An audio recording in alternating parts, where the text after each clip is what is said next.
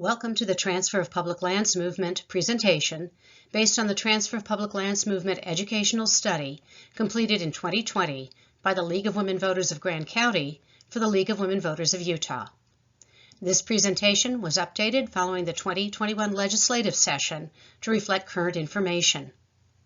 The educational study covers a brief history of U.S. public lands along with the acquisition, disposition, and retention policies for those lands over time, the difference between U.S. public lands and state lands and their differing mandates, the visitation to and economic contribution of U.S. public lands and state lands in Utah, and the actions taken by pro-transfer proponents to make the case for transfer into state ownership. To read the study, go to lwvutah.org, click on What We Do, select Recent Studies, and go to Transfer of Public Lands Movement 2020. Who owns the U.S. public lands is at the heart of the Transfer of Public Lands movement. While pro-transfer proponents portray the transfer movement as an effort to return these lands to their rightful owners, the rightful owners are the citizens of the United States, represented by their elected representatives to Congress, acting under the authority of the U.S. Constitution. Article 4, Section 3 of the Constitution, also known as the Property Clause, states, "The Congress shall have power to dispose of and make all needful rules and regulations respecting the territory or other property belonging to the United States, and nothing in this Constitution shall be so construed as to prejudice any claims of the United States or of any particular state." In 2020, the U.S. League of Women Voters adopted a national position on the transfer of federal public lands, which supports retention of those lands under the jurisdiction of the federal government, with U.S. Forest Service and Bureau of Land Management lands managed according to the multiple-use sustained yield policy. The League position also supports improvements in management and regulation. This position resulted from a study of the transfer of federal public lands initiated in 2017 by the League of Women Voters of New Mexico in response to transfer legislation passed in Utah and proposed in several western states, including New Mexico. This legislation, the Transfer of Public Lands Act, was signed into state law in 2012 by Utah's Governor Gary Herbert. It demands that the United States extinguish title to over 30 million acres of federal public lands and to transfer those lands to the state of Utah. Lands targeted by the state of Utah for state takeover are primarily Bureau of Land Management and U.S. Forest Service lands, but also include the U.S. Fish and Wildlife Service and the National Park Service. In 2015, to support pro-transfer efforts at the congressional level, Utah Representatives Rob Bishop and Chris Stewart launched a congressional team to develop a legislative framework for transferring public lands to local ownership and control.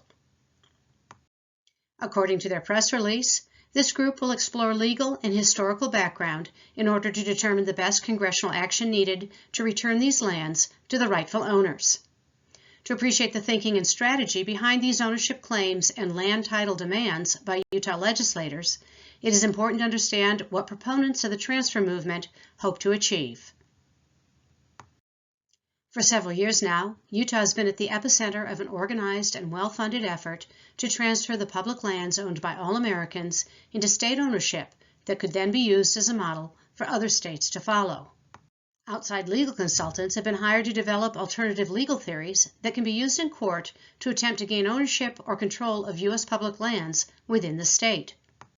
Transfer legislation has been signed into law based on these alternative legal theories, while at the U.S. Capitol, members of Congress have introduced legislation to make it easier for the federal government to transfer public lands into state ownership, with titles like the Disposal of Excess Federal Lands Act and the State National Forest Management Act.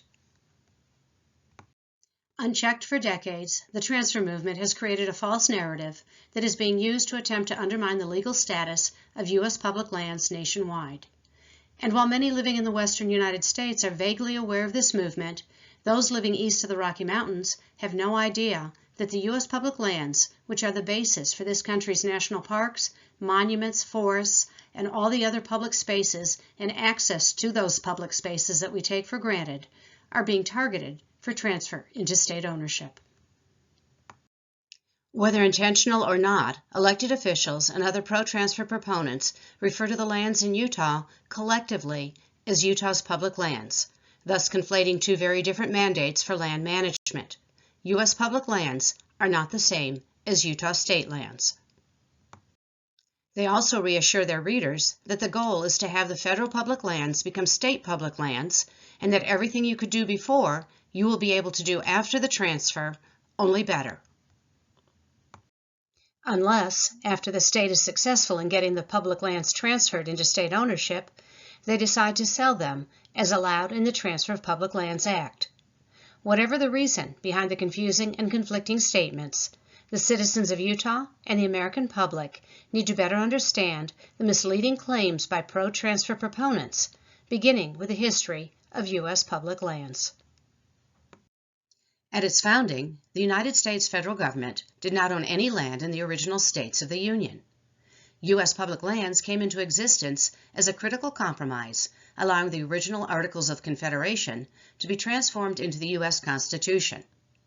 The public domain once stretched from the Appalachian Mountains to the Pacific Ocean. Of the 1.8 billion acres of public land acquired by the United States, 2/3 went to individuals, corporations, and the states. What remained has been set aside for national forests, wildlife refuges, national parks and monuments, Bureau of Land Management lands, and other public purposes. These lands provide timber, minerals, hydrocarbons, rangelands, water resource protection, wildlife habitat, carbon sequestration, recreation, and solace for people from all 50 states and from around the world. Currently, approximately 640 million acres of surface land are managed by the federal government, accounting for nearly 28% of the landmass in the 50 states and District of Columbia. 4 federal land management agencies administer 608 million acres of these federal lands. These agencies are the Bureau of Land Management, the U.S. Forest Service, the National Park Service, and the U.S. Fish and Wildlife Service. Most of the public lands are in the West, where the percentage of U.S. ownership is significantly higher than elsewhere in the nation. What became the United States of America was originally inhabited by indigenous populations with land use practices that were already thousands of years old when Europeans arrived. European powers obtained land title via conquest over American Indians. In the eastern United States, the 13 original colonies then obtained title from Great Britain following the Revolutionary War. Throughout the history of this country, the United States government has developed policies for its public lands that include acquisition, disposition, and retention. The first public lands were created in 1781 when New York agreed to surrender to the federal government its claim to unsettled territory extending westward to the Mississippi River. The other colonies followed New York's lead, and by 1802, all territory west of the original 13 colonies, from the Appalachian Mountains to the Mississippi River, became public domain lands owned by the federal government. West of the Mississippi River, lands were primarily acquired by the U.S. government from foreign governments, beginning with the Louisiana Purchase in 1803 and continuing via treaties with Great Britain and Spain in 1817 and 1819 respectively. Other substantial acquisitions via purchases and treaties occurred between 1846 and 1853 and included the Oregon Country and the Mexican Cession lands, which comprised the land that makes up all or parts of present-day Arizona, California, Colorado, Nevada, New Mexico, Utah, and Wyoming. Texas joined the Union in 1845. The last major North American land acquisition by the U.S. federal government was the purchase of Alaska in 1867. Hawaii, Puerto Rico, and Guam became U.S. territories in 1898, and the U.S. Virgin Islands in 1917. In 1812, Congress established the General Land Office to administer the public domain, with the primary purpose of passing lands into private ownership. By the middle of the 19th century, through the Homestead Act and other disposal policies, most of the land east of the Mississippi River had been settled and developed. As of 1905, there were still almost 450 million acres of the United States that remained unreserved and open to settlement. Of these acres, over 418 million acres were in the 11 contiguous western states located west of the 100th meridian. Where a rain chart from 1872 clearly illustrates the problem with homesteading those lands. The reason the U.S. still owns much of the West is because it was too dry to homestead. While most of the accessible land east of the Mississippi River had been settled and developed by the mid-19th century, the land to the west was largely unaltered by Western European influence until the first Mormon pioneers entered the Salt Lake Valley in 1847. At that time, the area belonged to Mexico. Established following the war with Mexico in 1848, the boundaries of the territory of Utah, shown in blue, included most of what now comprises the state of Nevada, all of the western third of today's state of Colorado, and a small corner of what became the state of Wyoming. The proposed state of Deseret is outlined by the dotted line. Between 1868 and 1896, Utah petitioned several times to become a state, and on January 4, 1896, it was admitted into the Union as the 45th state. As part of the Utah Statehood Enabling Act, as well as part of the Utah Constitution, Utah proclaimed that the people inhabiting said proposed state do agree and declare that they forever disclaim all right and title to the unappropriated public lands lying within the boundaries thereof, and that Utah shall not be entitled to any further or other grants of land for any purpose than is expressly provided in this act. According to information at the Utah Division of Archives and Records Service, all land in Utah became part of the public domain when the United States signed the Treaty of Guadalupe Hidalgo with Mexico in 1848. This land came into the possession of the United States government with a clear and undisputed title. No state contested title and no private rights had been established previously. Therefore, every original land title in Utah can be traced to a patent or other document transferring that land from the federal government. Thus, in 1896, Utah entered the Union as a state with over 70% of its landmass owned by the federal or state government. At statehood, Utah received 7.4 million acres as state trust lands. Since 1896, more than one-half of the original trust lands have been sold. Currently, the Utah School and Institutional Trust Lands Administration, SITLA, manages over 3.4 million acres, while state sovereign lands encompass almost 1.5 million acres of land. The mix of federal public lands and state lands in Utah and the other western states and how they are managed is complex.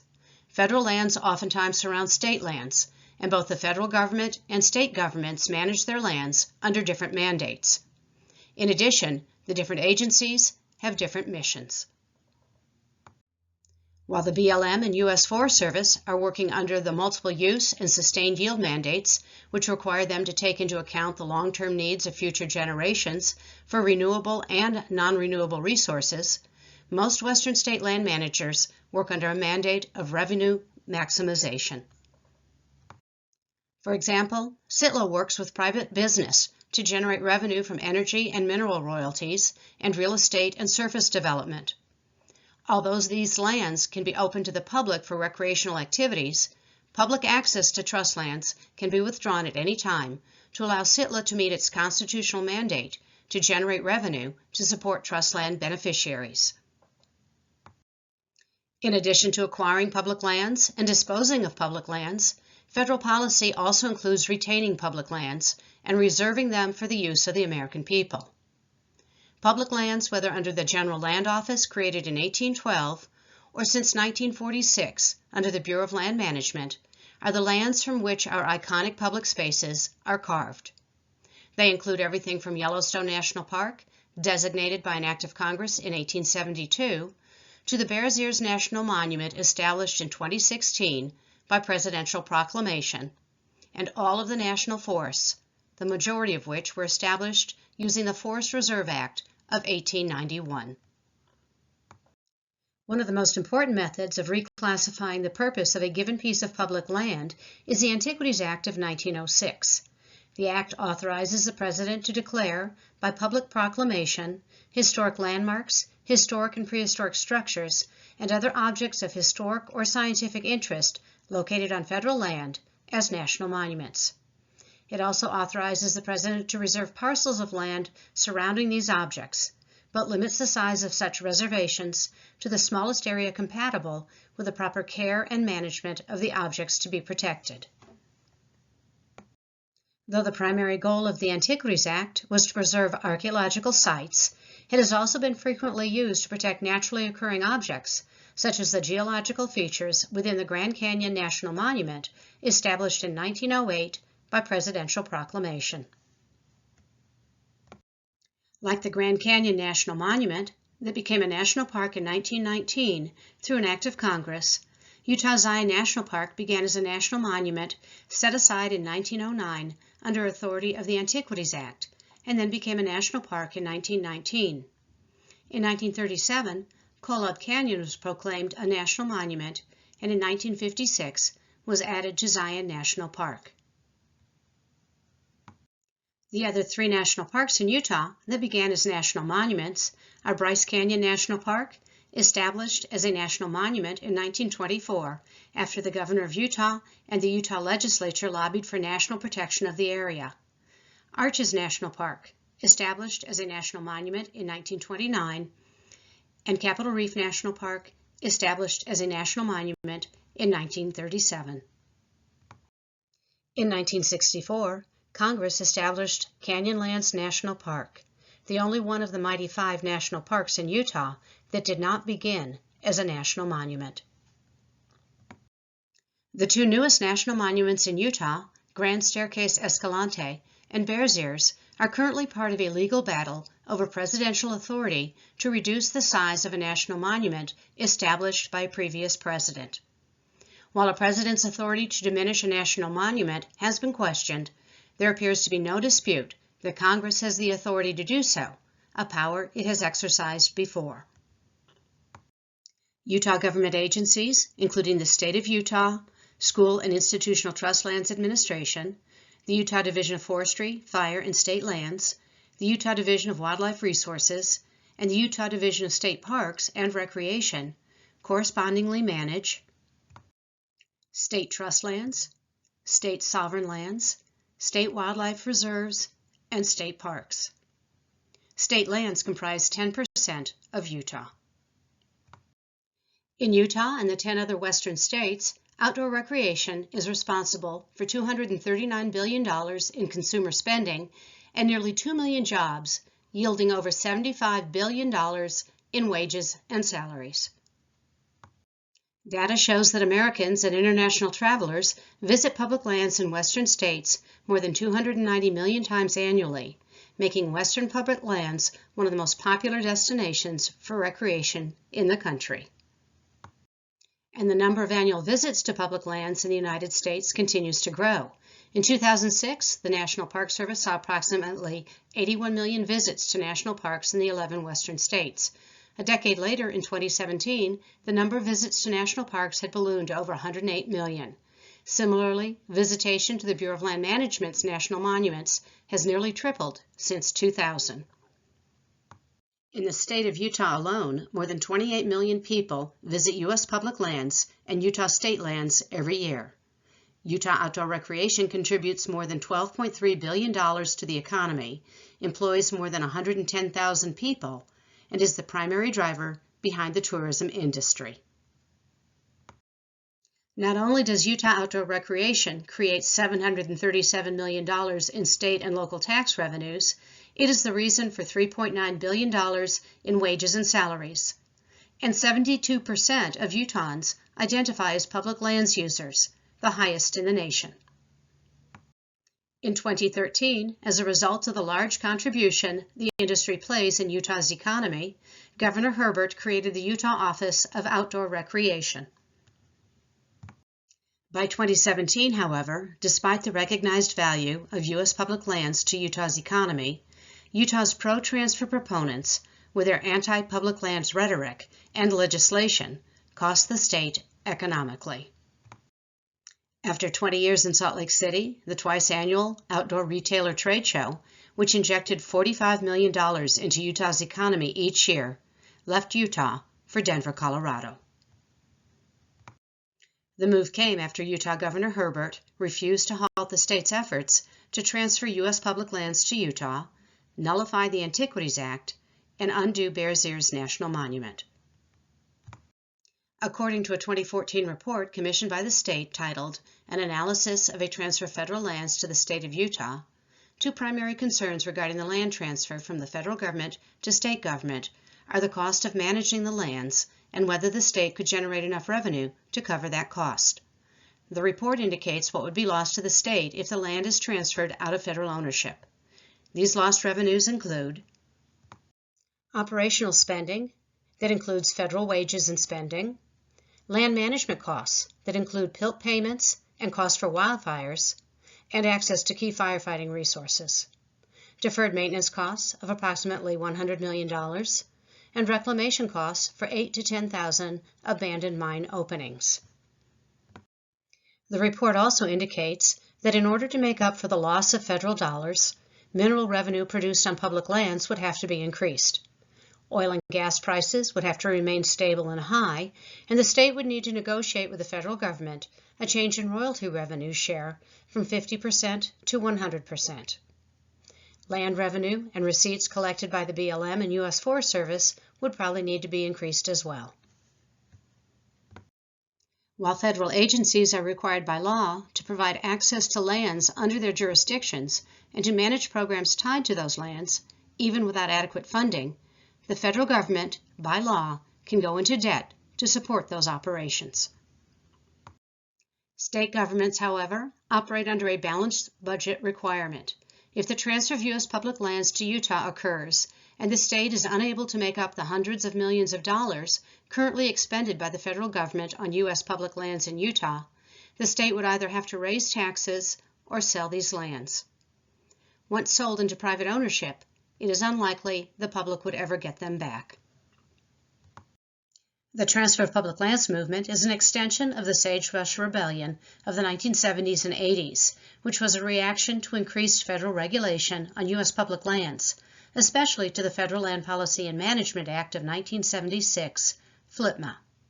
Supporters of the transfer movement want more state and local control over these lands, if not outright transfer of them to state and local authorities, and/or privatization. FLPMA requires that the public lands be retained in federal ownership unless, as a result of the land use planning procedure provided for in the Act, it is determined that disposal of a particular parcel will serve the national interest. This concept of retention and managing for multiple use came from hundreds of BLM public hearings held throughout the West between 1965 and 1970, where the overwhelming response to these hearings was to retain and manage for multiple use. The Federal Land Policy and Management Act also phased out homesteading in the United States by repealing the various homestead acts in the lower 48 states and allowing homesteading in Alaska only until 1986. In 1976, recognizing the shift to retention of U.S. public lands in federal ownership, Congress created the Payment in Lieu of Taxes program, PILT. The PILT program, when properly funded, provides payments to counties and other local governments to offset losses in tax revenues due to the presence of substantial acreage of federal land in their jurisdictions. In the past decade, at the state level, the Utah legislature has sponsored dozens of bills and resolutions to facilitate the transfer of public lands from federal to state ownership. These bills and resolutions cover everything from litigation to eminent domain authority, to a concurrent resolution on Transfer of Public Lands Act, to a concurrent resolution to secure the perpetual health and vitality of Utah's public lands and its status as a premier public lands state. In 2015, a legal analysis on public lands, tasked with evaluating alternative legal theories that Utah may use in court to gain ownership of and/or control over U.S. public lands, concluded that legitimate legal theories exist to pursue litigation. However, the Supreme Court has read the Property Clause of the U.S. Constitution broadly in an unbroken line of cases, never finding any limit to congressional power over public lands. The Court has made clear that the U.S. may own and regulate federal lands and that state laws may not conflict with federal law. The Equal Footing Doctrine's application to property is limited to submerged lands. Apart from these lands, the Equal Footing Doctrine applies only to political rights, guaranteeing states equal sovereignty. The Enclave Clause applies to lands that states once owned, but Utah never owned the lands at issue under the Transfer of Public Lands Act. And the Compact Theory relies on the false premise that the Utah Enabling Act included a promise to dispose of federal lands. The One Utah Roadmap, recently released by Governor Cox and Lieutenant Governor Henderson, outlines policy priorities and suggested action items. It too contains confusing and conflicting language about U.S. public lands in Utah. Under economic growth and diversification, marketing and promotion of rural tourism is highlighted. Yet under public lands, opposition to enlargement of national monuments is listed. Under natural resources, the roadmap includes creating a state coal and petroleum reserve system and mineral reserve system. But since the federal government owns subsurface mineral rights on U.S. public lands, it is unclear where these reserves will be established. Also, when the roadmap talks about local management of Utah's public lands, it is unclear exactly what is meant. Currently, U.S. public lands are owned and managed by the federal government. Utah state lands are owned and managed by the state of Utah. Current requests for appropriations by state lawmakers to the Natural Resources, Agriculture, and Environmental Appropriations Subcommittee dealing with public lands also highlight the ongoing efforts to address the public lands issues in Utah. These RFAs include public land education, a $1 million one-time request to be provided to the Public Lands Policy Coordinating Office for educating the public about how the state of Utah cares for lands and supports multiple use. Protection of Utah natural resources and public lands, a one-time general education fund request of $20 million, of which $18 million will be placed into the litigation restricted account, $1 million will go to the Public Lands Policy Coordinating Office, and $1 million to the Constitutional Defense Council. And the Kane County Bellwether RS 2477 lawsuit, another one-time general education fund request to include $1 million funding for the Public Lands Policy Coordinating Office to support ongoing litigation. Like the One Utah Roadmap, which hopes to pursue specific goals on U.S. public lands, the request for appropriations to help educate Utahns about the public lands issues in their state must also deal with the overarching question of who owns the U.S. public lands in Utah. State lawmakers clearly recognize the need to answer this question, as year after year they discuss taking the federal government to court to determine the rightful owner of U.S. public lands in the state. In 2018, the Commission for the Stewardship of Public Lands recommended that the legislature pursue, with all due haste, litigation regarding the transfer of public lands to the state. In 2020, the Constitutional Defense Council voted to direct the Governor's Office, the Attorney General, and the legislature to work together toward a judicial resolution of the land transfer question. And most recently, on January 21, 2021, State Representative Brian King asked representatives from the Public Lands Policy Coordinating Office for an opinion on taking the 2012 Transfer of Public Lands Act litigation to the Supreme Court. Because until that question is settled, all of the legislative efforts, which have been time-consuming and expensive and have gone virtually nowhere, will continue to consume the public space to the detriment of discussions about how to address the numerous issues with U.S. public lands, from adequate PILT payments to the role Americans want U.S. public lands to play in the 21st century. Let's take a listen to what Representative King had to say. Is this Representative King? Yes. There you go. Thank you. Thank you, Mr. Chair. Reg, Tony, thanks for coming before us today. I wanted to ask you specifically, Tony, you say you need more attorneys. I don't have a problem with that idea, but what I wanted to ask you about, and you and I have talked about this a little bit on the Constitutional Defense Council. Back in 2012, we had HB 148 passed. This ties into Representative Lyman's comments, I think. That was the Utah Transfer of Public Lands Act. And we expected that wonderful things would happen when we had, on that particular front, and I'm speaking now for the legislature as a whole, not for myself, but from the legislature's perspective as a whole and the bill being passed, we expected that wonderful things would happen in 2017 with President Trump in the White House, Republicans controlling Congress, and that there would be action that favored movement forward in transferring public lands. Nothing happened.